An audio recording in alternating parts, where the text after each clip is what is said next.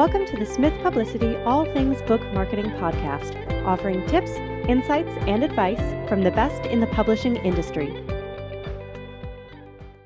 Hello, and welcome to this episode of All Things Book Marketing. I'm your host, Olivia McCoy, and our special guest today is Tom Schwab, the founder and Chief Evangelist Officer at Interview Valet. Hi, Tom. Olivia, I am thrilled to be here. I am thrilled to have you. Let's start by having you tell us a little more about what you do and how you help thought leaders. Well, I'm an author too. And as hard as writing the book was for me, um, promoting it, getting the word out there seems to be the biggest challenge, right? Yep. So I believe today that obscurity is our biggest problem, right? Any business, any thought leader. There's thousands, tens of thousands of people that you could help. The problem is they don't know you exist. They don't know your book exists. So the idea is, well, how do you do that? And some people will say, well, break through the noise. Mm-hmm. Let's be honest, we're probably all adding to the noise. And I look at it, I'd rather get in on the conversation that Mm-hmm. people are already listening to. And so we help people do that by being the featured guest on targeted podcast interviews, leveraging other people's established audience, just like I'm doing right now.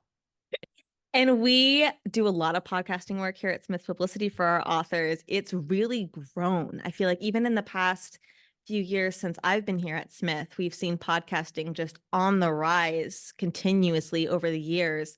Can you tell us a little more about that realm, that world? So when we started 2015, right, you'd say podcast and people would go, what's that? And now about 2019, it started to take off. And I think COVID helped that too. But even the definition of what a podcast is has changed. And you might hear people say, well, I don't listen to podcasts, but they may watch the snippet on Facebook or LinkedIn. They may watch an interview on YouTube, right? YouTube is now the biggest search engine for podcasts. So podcasts are more evergreen, but also more common out there. And it's so easy to have this discussion, to capture it, to repurpose it. It's very intimate conversation, but very powerful at the same time. And we actually did jump on the YouTube train about a year ago. So all of our listeners that haven't checked us out yet on YouTube, feel free to. So how can podcasts help authors and thought leaders promote themselves? What is the benefit of being on podcasts? Well, the thing is that especially when you're an author, right? There's some kind of point of view that you have, right? If you didn't have a different point of view, you wouldn't have written the book. And to try to explain that in a Facebook post or a meme can be very tough, right? Now, if you're an experienced best-selling author, right? If Stephen King comes out with a new book, all he's got to do is put the note up there and people will buy it. But for most people, they have to know who the author is, what gives you the expertise to do that, what people can learn from that. And that takes more of a discussion. And, back in the day, those discussions used to be called book tours, where you'd go to different um, bookstores and communities and talk, and people would come in and maybe you do a reading at a different location. And all of that was still tapping into an established audience. Well, that doesn't happen nearly as much, and it's not as effective. Right. Because if I'm speaking at the local Barnes and Noble tonight at 7 p.m. and you've got a conflict, right? Your kid's school event. Well, you're not going to be there. Whereas with a podcast, it's one of the few mediums that is not only evergreen, meaning, it's good today and for years to come, but it also allows people to listen when they want, where they want, in the format that they want, and even at the speed they want, right? Some people like to watch video. Other people are listening to this driving along, right? The data says that 70% of the people that listen to podcasts listen to them sped up.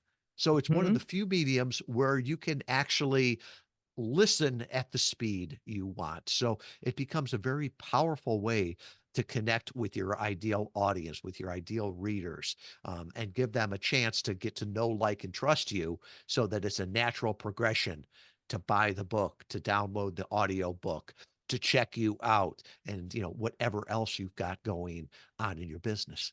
It's a big meme in the industry right now. All of our audiobook listeners will joke about how they listen to it at 5 times speed and everything's sped up and really high pitched. So I love that. And I do agree. I know that everyone wants to come in and they want to be on TV and they want to do those guest spots, but those are also 1.5, 2 minute, 3 minute clips if you're lucky. Whereas a podcast is a longer form conversation that allows you to really dig into your expertise. Yeah, we've worked with a lot of different book publishers, and I can think of one gentleman that published with Simon and Schuster, and he was on the Today Show one morning, and then we got him on podcasts also. And I was like, "Wow, how'd you get on there?" And he's like, it's owned by the same company and all the rest of this." But he came back and he said that he got more interaction off of podcast interviews than he did for a 3-minute session on national television. And to think about it, Wow. you know, he had to be at New York City at 4 a.m.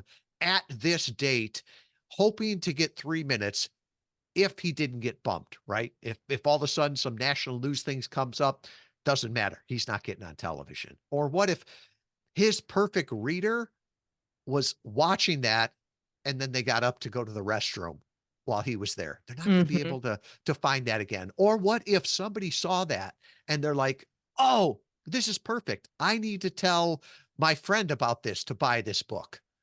Well, now you're hoping that they remembered this, remembered the name of the book, remembered the name of the author. Whereas with the podcast, right?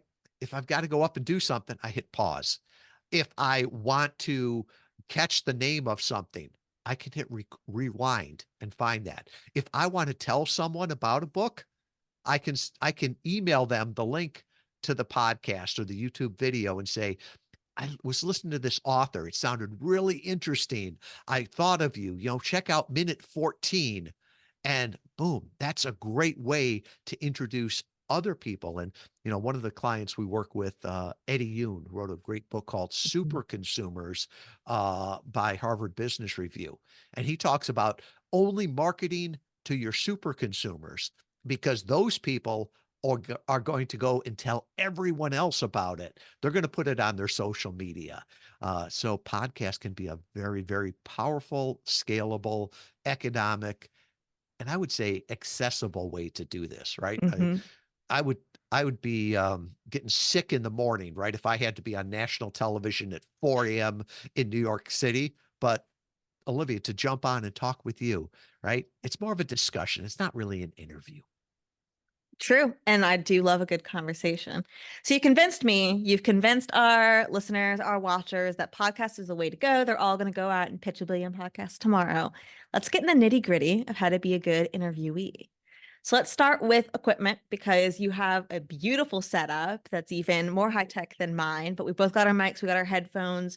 What do you recommend for people that are joining an interview conversation? Okay, so I'm going to step back from what you said to go out and pitch lots and lots of podcasts, right? Hmm. More is not better. Better is better. So make sure that Okay. you're bringing value, that it's got your right audience, right? You can't Hmm. say enough of the right things to the wrong people. But when you're talking to the right people, make sure you sound like an expert. So what does that mean? That means getting a quality microphone. Nothing ruins your credibility more than sounding like you're calling in from a bathroom, right? If you use the internal microphone on a computer, that's what it sounds. You don't have to spend a fortune on it, right? You can get what's called a dynamic microphone, just USB plug and play. The difference is a dynamic microphone will not pick up the background noise, and that's the kind you want. Um, so look at a microphone. Other thing is headphones, right? People will say, "Do I have to wear headphones? It's going to mess up my hair." Well, I don't have to worry, right? So both Olivia and I have on what we call cans or Mickey Mouse ears, right? The old 1970s style headphones. They they keep my ears warm 6 months of the year in Michigan. You could use those, you can use earbuds, anything. What you wanna make sure though is that you don't get feedback, so that it's not the sounds coming out of the speakers going back into the microphone. It it sounds awful. The other Mhm. thing is today, 90% of podcasts have video. So make sure you look like an expert. And this doesn't take a lot of expensive equipment, right? The camera in most laptops or computers is just amazing compared to what we had a few Mhm. years ago. The biggest thing is lighting and placement. So, one of the things that the studies say is that the camera should be at eye level or slightly above eye level, right? Nobody Mhm. wants to look at my chins or up my nose, right? So lift up the camera a little bit. The other thing too is the lighting, right? You Mhm. don't want to make sure that that there's not a sunny window behind you and you look like you're in the witness protection plan. The other thing is that you want to make sure that the lighting complements you, that you're not Mhm. all washed out. And then the final thing is just how close you are to the camera, right? Mhm. So, if you're watching on YouTube, you can look and see, you know, Olivia's head is about the same size as my head, right? So, if I was too close to the camera, people would look at that and say, "It looks weird, right? Why she got such a bucket head?" Or if I was way, way back, it it looked weird. So, Chris Voss talks about mirroring, Mhm. in a great book called, Um, no, I can't think of the negotiation book, that Chris Voss wrote. It'll come to me. But he talks about, mirroring. And so, if the host is a certain size on the camera, make sure you're a certain size, right? If they talk faster, you can talk faster. But, you always want to mirror them because it's their show. You want to follow them. I love the tip about natural lighting. It's a gray, gloomy day here. Normally, I'm facing the window, so that's a nice lighting, and I do 100% agree with that. Today, I have my little clip-on ring light, and so it's a little bit brighter, but and like you said, you don't have to have this high-tech equipment. Even just having an earbud that loops in and has a built-in microphone, it's gonna be better than whatever your laptop microphone is. Yes. Even just one, but not AirPods because that does pick up a ton of noise. Am I right? And if you use the old school where it's just, the earbud in there and then the wire coming down, that's fine. Mhm. Just make sure that you lean forward and don't have that little microphone hitting against your clothes. Yes. That's a big thing right there. But yeah, just my word for this year is intentional. Each year I pick Mhm. a word and be intentional when you get on the interview because I always think if I am speaking in front of a live audience and I mess up, well, there's only, what, 100 people in there, whatever it is, right? If I go to a book signing at Barnes and Noble, right? Maybe I'm lucky if there's 50 people there. Um, and they won't remember it. But if you're on a podcast interview, that's recorded. That's going to be out there. So take it seriously. Yes, it's a Zoom call, but it's a Zoom call that you can use in your marketing and will be out there. So be intentional with how you sound, how you look, how you present. Mhm. Mhm.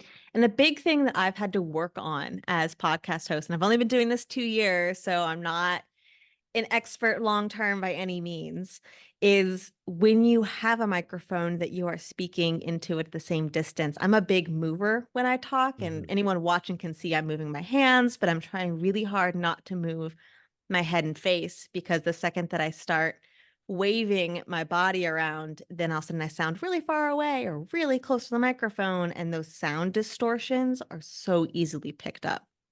They are, and that's one of the nice things about a dynamic microphone. It doesn't pick up the background noise, but you're right. You have to stay, it's called a consistent distance and in the Mm. plane of the microphone. And if you're talking to the person on Zoom and seeing them, that helps. But there's even things that you can do, right? One of our clients, Arthur Joseph, great speech coach. He's been the speech coach for the NFL for over 30 years. And he taught me that sometimes, if you want to make a point, just lean into the microphone a little bit. And Mhm. so there are things you can do. What you don't want to do is look away from the microphone, because then people are going to be thinking, did they just leave the room? Because it's not going to pick you up. So we have our setup. Let's talk about backgrounds. I have a pretty blank background behind me. Every now and then we have a decoration, but it's nice, it's clean. You have a beautiful bookshelf in the background with intentional right there. I see the word. You have your microphone with interview valet that's right there so everyone can see where you work and what you do. What other recommendations do you have for backgrounds? So the background should be consistent with your brand. It should be professional without being confusing. So a few things on that. If you use a green screen of the Golden Gate Bridge and your head is continually popping in and out of there, it dates it. It really looks bad, right? You don't want something so busy that it detracts from you. And there are things that you can to do not so subtle branding, right? So, for example, if you watch this on YouTube, my microphone has what's called a mic flag on it. It's the same thing that reporters use, right? So Mhm. this is where the person is from. Other times you may want to strategically put your book in the background, right? I can think of one author we worked with. It was great. She had just a white wall behind her, but there was a credenza back there. And it had a copy of her book up there just over her shoulder. The other shoulder, there was tulips, and the color matched the book, right? I'm sure they were plastic tulips, but it was very intentional. So those things can be very powerful. Another thing is with podcasts today, you'll see that people are repurposing the content, right? You can get a month's worth of content from every interview. So be conscious of where you are in the frame. When you're making a video or a reel, what they typically do will cut out the left third and the right third and just leave you in the middle. So Mhm. this is something that my team used to remind me all the time. If I was a little bit over to one side and not the other, they're like, we can't make a reel out of that now because your face is going to get cut in half. So just be, once again, intentional with that, because like I said, you can get blogs, you can get social media posts, you can get audiograms, you can get reels, you can get a month's worth of content out of one podcast interview. Content chunking is one of my favorite things. You want to reuse, reduce, recycle all of your content so that you're not constantly searching for what to post and coming up with new things, and just takes so much time and energy. Use those interviews, reuse those interviews, pull clips from byline articles, pull excerpts from your book. I agree. And if I had a book, I would have it over here in my over my left shoulder. Right now I have a blank space right there. But a great example of this, Carol Vanton Hindo was on the podcast a few months ago, and she had all of her books lined up behind her, and the covers were beautiful and you could see them very clearly, but they weren't taking up the primary background. They weren't distracting. So take a look and watch her episode, or even just check it out on YouTube or on our blog at smithpublicity.com. Great example. And also yours too. You don't have your book, it looks like, propped up back there, but I do see a beautiful bookshelf. And I used to have my entire bookshelf behind me, and it just got too busy. And that's what people would tell me. So now it's just off to the left, right? I don't have my book up there. I've got some mentors' books up there that I talk about frequently. But yeah, that's a thing that you can do. And people notice that. So let's talk about promoting yourself, because I know authors are often nervous it's going to come off as too promotional or braggadocious to mention their books in an interview. But we've been doing it. I don't think you sound too full of yourself at all. So you're clearly doing a great job mentioning your books and your work and your expertise. What are some tips you have for people that are maybe nervous to promote themselves and their Yes. work? And I think if you go in with the right heart to serve people, to help people, to share what you know, that will come through. And I Mhm. can think of a podcaster we work with, DJ Doug Sandler. He runs a podcast called The Nice Guys on Business. And I Mhm. love what he says. You don't have to promote yourself. If you do a good job, the host will promote you better than you ever could. So share what you've learned, share different ideas. One of the things that I see authors struggling with is that podcasts are different than radio or television. Right? I hear so many authors go, in my book, we talk about this, and in my book or in the book, we talk about this. Well, if you were on TV, there'd be an image of your book right over your shoulder. Or right below it would say Olivia McCoy, author of, right? So it would be there. Or if we were on television, I'm sorry, if we were on radio, right? Every 5 minutes when we came back from commercial, it'd say, hey, we're here with Tom Schwab, author of Podcast Guest Profits. So you don't have to say that. But when you're doing it yourself, you can talk about, there's this key there's 6 steps to really getting results from a podcast interview, and we break those down in the book Podcast Guest Profits. So you're promoting it without saying, "Buy the book, buy the book." Another thing that we have found is that you don't want to do Groundhog Days interviews, right? And you you can hear these, right? Every time Tony Robbins has a new book that comes out, this man is a machine. He'll get on national radio and do 5-minute interviews for like 48 hours straight. And every 5 minutes is basically the same thing because you're not going to listen to different ones. But if you're doing a podcast, well, you've got 45 minutes, 30 to 45 minutes to fill. So instead of trying to talk about the entire book, focus on one theme or one chapter because this allows you to have content to repurpose and people don't feel like, "Oh, I just got the cliff notes for it. I don't have to read the book now." Um, One of the gentlemen we worked with, Jeff Madoff, wrote a book um, called Creative Careers.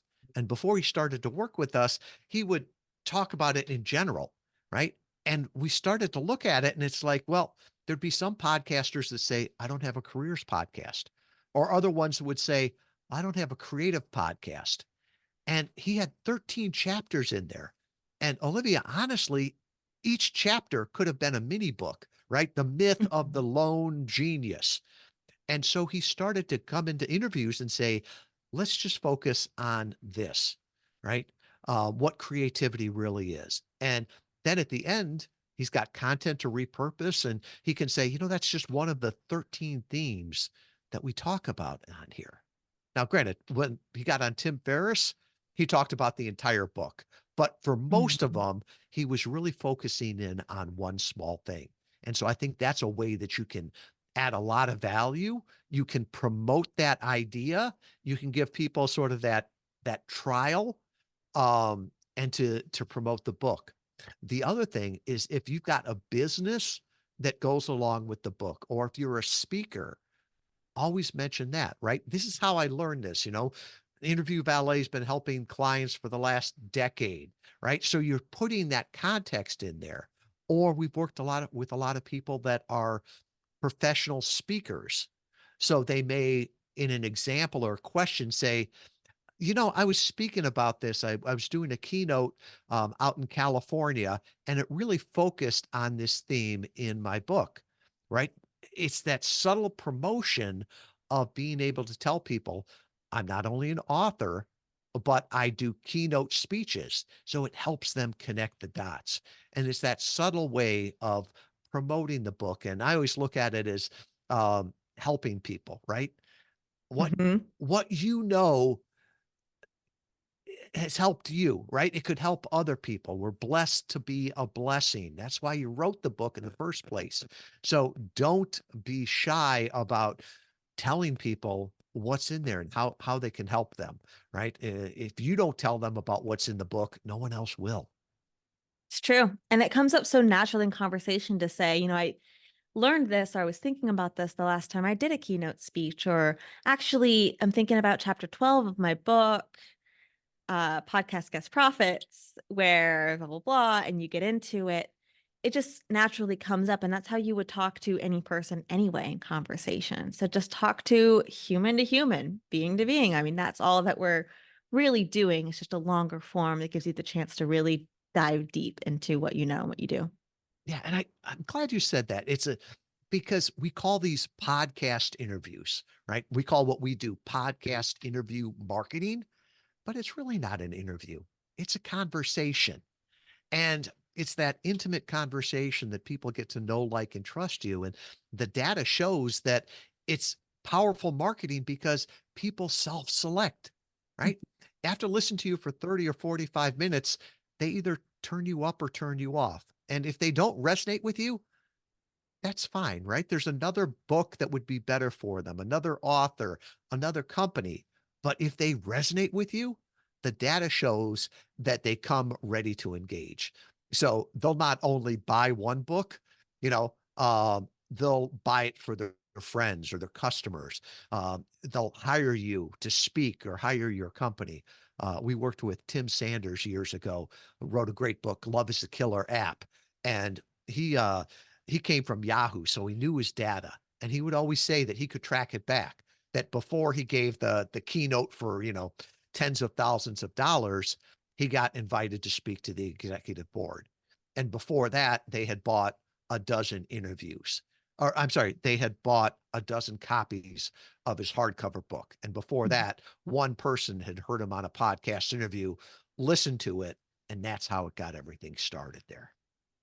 And then one last conversation I wanted to bring up real quick is how much preparation goes into being on a podcast. As a host myself, I do send questions to the guest in advance, but I try not to send them more than a day or two in advance, or even in your case, the morning of. And I do that because, yes, I want to have an outline of the conversation if things do stagnate or get stuck, but I never want it to be scripted. I want it to be natural and free flowing. So I send these questions, but they're pretty straightforward and they're not going to be how I ask the questions during the interview. And things are going to come up naturally as we're having a conversation. For example, this question was not in what I sent you. It's completely off the cuff based on our conversation, what we've been talking about.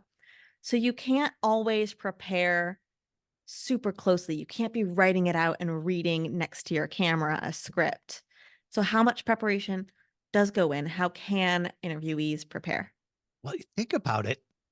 You've prepared for months, for years in writing the book.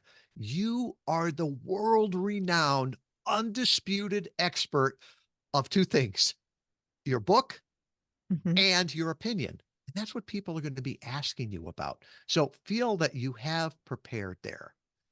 The other thing that you can do to help have a great interview is make it easy for the host to interview you. So a little behind the scenes, right? When Mhm. my team reached out to Olivia and the podcast, right? We sent along a one sheet. And Mhm. most podcast hosts are not trained journalists. If you send them 10-page media kit, they're looking at it on their phone and saying no to 9 pages. So boil it down, right?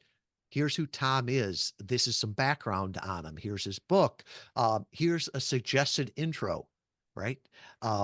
Third person rip and read. If you want them to introduce you correctly, make it easy. Now, you gave me sample questions, and I Mhm. appreciated that. I think it's rude for a host or for a guest to give the host interview questions, right? It'd almost be like going to a job interview, right? Mhm. Olivia, I would love to work for the company. Here are 10 questions that you should ask me. Mhm. No, it's your show, right? But you can give interview topics, right? Mhm. Which makes it easier. We can dig into this. We can dig into this. That helps drive the interview where you want it to go, right? Makes it easy for them to connect the dots. Another thing is give a summary of the book, right? An executive summary. Most authors want to read the book, but they're busy, right? Mhm. Um, they may skim it, but if you want them to have a great interview, give them a quick overview of the book, just an executive summary. It will help them and it'll help you. I agree. And I loved your one sheet. That's why we have you on the show. It made sense. It fit in with our content, and we got you booked pretty quickly. I feel like since receiving the one sheet, and then we reached out right before, gave you some sample questions, gave you the link. So it does move both quickly and not so quickly, right? It takes a while. You get booked, but then you're waiting for the interview. And then you probably get the questions in the link right before. It's probably intentional from the podcast. They don't want you to be scripted. They want you to be off the cuff and be natural and be yourself. So loosen up before every interview, roll your shoulders, take a deep breath, and know that you are the expert. I love that advice. You've been preparing for years just in becoming an expert. And Beautiful. people aren't going to ask you gotcha questions, right? No. This is not 60 minutes where they're waiting to throw some bank record or some expert witness at you to see you sweat on camera. No, podcast hosts want you to look great because you know what? When you look great, they look great. And the flip side is if you don't show up with a good microphone, if you don't show up with headphones, if you don't show up with good lighting, if you're too over promotional, one of the I'll share it, dirty little secrets in podcasting is those interviews sometimes just get lost. Yep. Yep. I joke sometimes about how it's my job to make people look smart on the podcast. And I'll admit it's not a hard job for me because I have such great guests that are joining. But it would be a terrible interview if I were to ask you a question where you had no clue and then we have dead air for 10 seconds while you think about an answer. So I agree. It's not going to be them trying to trip you up. Great advice. To wrap up, why don't you tell us how our listeners and watchers can learn more about you, about Interview Valet, about your books? Give us all the details. All right. Well, I'm going to pull behind the curtain here. One of the things in podcast guest profits is how to close an interview, how to move people from being a passive listener to an active visitor to an engaged lead. And the best way to do that is to send them to one place that you can track and attribute and give them 3 ways to say yes, right? Most people will say 1 call to action. Well, we've tested it. And 3 calls to action always work well. Give people a small yes, a medium yes, and a heck yes. So here's what it looks like, right? Okay. If you enjoyed this, right, just go back to interviewvalet.com/book marketing. And there's really 3 ways that I can help you there. The first one is an assessment. 10 questions. Will podcast interview marketing work for you? You know, Olivia was nice enough to mention my book, Podcast Guest Profits. You can buy it on Amazon. But if you want a free copy, just go there. I'll mail you a copy if you're in the US. If you're overseas, I'll email you a copy. And then finally, if you listen to this and you're like, wow, I'd like to explore how I could use this for myself and my book, my thought leadership position, or my business, well, I'll put my calendar scheduling link there so we can talk. And all of that will be back at interviewvalet.com/book marketing. Perfect. Well, thank you so much for joining us today. I appreciate your time and expertise. I appreciate all that you do, Olivia. And listeners, watchers, if you like this episode, don't forget to rate, review, subscribe, and share it with anyone else that might be interested. We'll see you next time. Thank you for listening to this episode of the Smith Publicity All Things Book Marketing Podcast. To reach us and learn about our many services, visit smithpublicity.com or send us an email to info@smithpublicity.com.